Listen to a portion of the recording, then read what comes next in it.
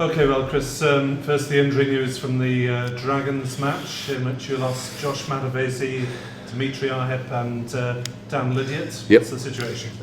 Yeah, three pretty significant injuries there for us during that game. Again, we're still sort of day-to-day with Josh. We're hoping that's not too bad. Again, it's a calf, and Dimitri, his ribs. And again, it's just... Again, those sort of injuries take a wee while to get right, don't they? So, and then Lids has got a stinger, and again he's just working through that day to day. But there's nothing broken in any of them, which is good, or torn in that calf in that instance. So again, we've just got to manage that day to day.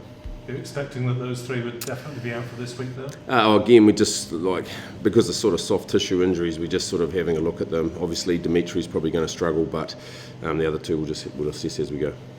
Bit of a relief for Wales, in particular with Dan Lydiot then. Yeah, absolutely. I guess with what is coming up to be a pretty big window for us, and I guess a big window for Wales in the next few weeks. Brendan Leonard, of course, missed a couple of games with his paternity commitments. Is he back in the mix this week? Yeah, he is. Yeah, again, it's him and Heather have sorted their new transition out and their new life. So the baby's well and everything's going good there. So again, hopefully he comes back into this week and into selection. And anyone else back in for this week who's been injured previously? No. We just keep the groups pretty tight at the moment. But no, there's no other sort of new entries as such. How is Tyler Ardron looking? Again, he's managing. He will be unlikely, I would say. But again, you just got to keep chipping away with Ty. How do you assess where you are in the Pro 12 then after the win over the Dragons? Well, better than a few months ago, right? So I think that's the key thing for us as a group. We're still going. We're moving forward, although at times it's a bit painful. We are still moving forward, and we're winning games that probably a couple of months ago we would have lost for sure. So, we're pleased we're getting the results. I guess we're pleased we're winning. It's just how we're doing it. We've got to get sorted out. Is that purely the result of having those players available who weren't available earlier in the season because of the World Cup? Do you think the improvements in results? Well, I think they definitely play a big part in it, obviously, but it's not, again, we've talked about it's about individuals understanding their performance. We've got a young group and young guys coming in to step into roles that they are new to them, or they haven't had a lot of experience in. So there's always that teething and that learning. And again, sometimes you get the results, sometimes you don't, but it's the performance we're after. And even with, I guess, the big names coming back in, we still haven't performed to where we need to be as a team. So, I guess as a squad, all of us, we've got to really have a good look at that. How's your challenge on the top six and then the top four looking, do you think, at this stage? Well, clearly we're still climbing the ladder, aren't we, in the Pro 12? So, that's absolutely fundamental for us. We need to make sure we get a good result, good performance to get the result against Leinster.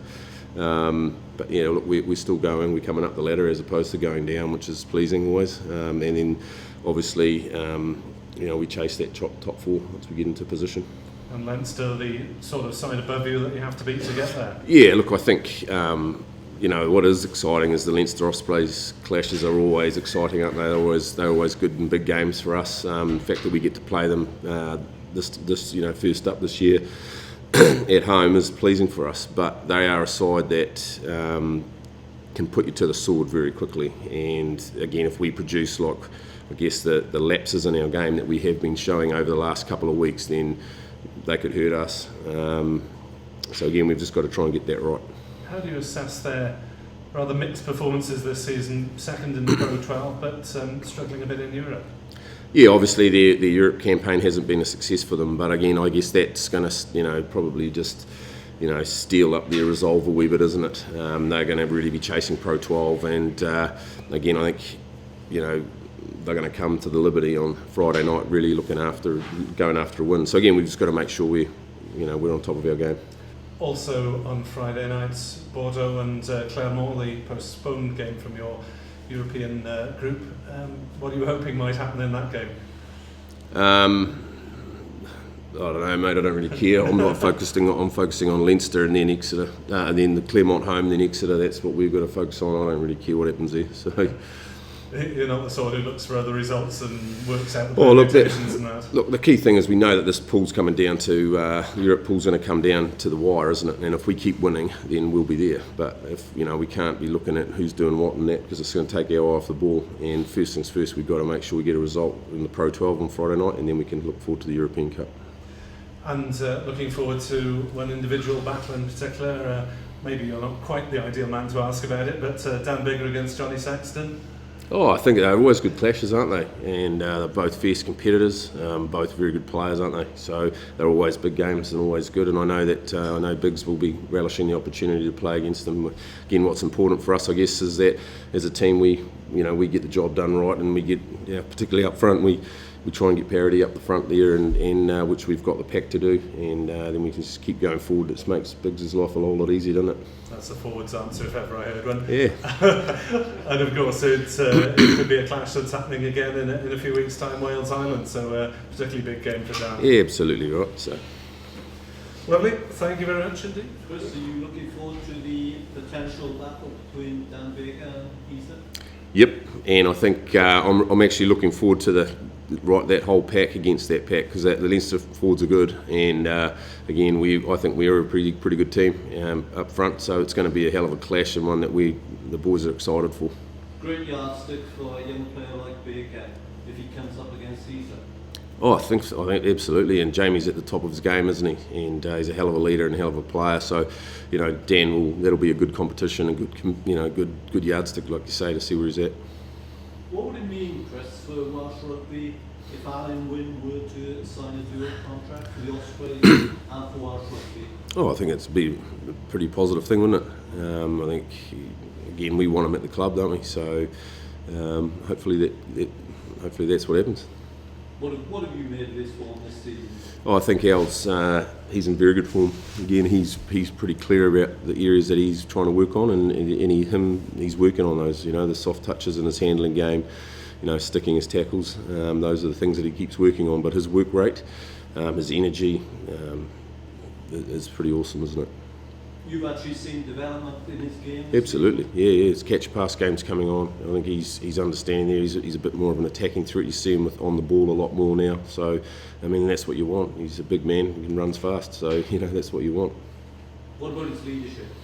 Yeah, look, he's definitely growing. I think every week in that aspect, and I think just his mannerism after the game, when we were pretty disappointed with the performance, he said a few words that I thought were spot on, and.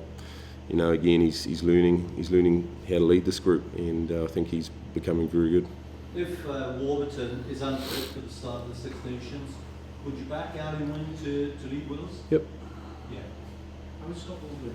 Does he play a lot of athletes in the show? How was he fit? Just for the fitness things? Is he okay, Scott? Yeah, he's tricking okay, mate. Again, he's one of the players that have got to be managed. So again, he's got this ongoing sort of niggle. That's all it is really. But he'll be right. He'll come good. Chris, is Theo ready to be considered frontline? Well, he might have to be, mate, with Dimitri ready to go, isn't he? So we'll just see how we go through that. But mate, if he's called on, he's going to have to step up. So hopefully he ticks all those boxes for us this week. Chris, you talk about the room for improvement in performances, but you must be encouraged that if you're not playing quite at your peak, you're winning games. 5 on the road at Pro 12. It's a bit of a cliche, but they do say the good signs when we're not playing well. Yeah, and I think that's what I guess we look at.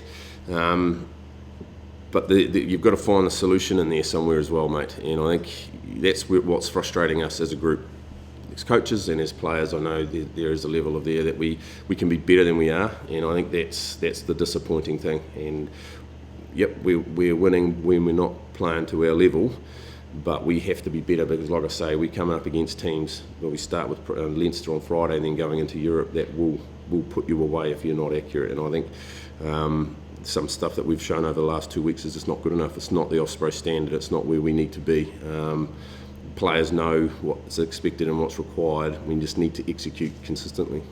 Where in particular do you see that? Oh, I think again, I keep coming back to I think a lot about performance is about preparation, and it's not just physical, it's not just the technical, tactical, but it's the mental approach and making sure that you're on top of your game, ready to go, and that means making sure that you've spent time understanding detail of your role, where you need to be and when you need to be there, getting those little areas right, understanding the defensive pitches when you're on attack, and vice versa. So I think we're probably guilty of not nailing that role. I think also too, just our execution and some of our skill stuff isn't up to the standard, and that's not just directed at anyone. That's as a group. I think there's tons of effort there, lots of physicality, but if we can get those little accuracies right, mentally be right in the game for the 80 minutes, then I think we're a side that's hard to beat. We've shown that. I think Reece signing's been controversial because obviously you've got the two half-backs Yep. staying in the long term. I mean, how big a statement is it that they didn't just want to stay in Wales, they wanted to stay in the Ospreys? Oh, it's huge. Yeah, and I think we do take a lot of pride of that, from that as an organisation and as a club. And again, it's just great to have players of that calibre wanting to stay with us. So I think it's a win-win situation for us and for Wales. Was Sean O'Brien on Portland and see the Leinster? Oh, he's huge, isn't he? I think he's shown the other week that how vital he is to them. But again, if you've got they're a team that if you focus too much on one player, then someone else is going to pop up and hurt you. So again, we've got to make sure man for man we're cancelling these guys out, and it will be a big test for us as a pack and as a team. But again, one that we relish. We love playing against Leinster, and the fact that we're at home. Hopefully, we get a decent crowd out to support us, but it should be a good clash.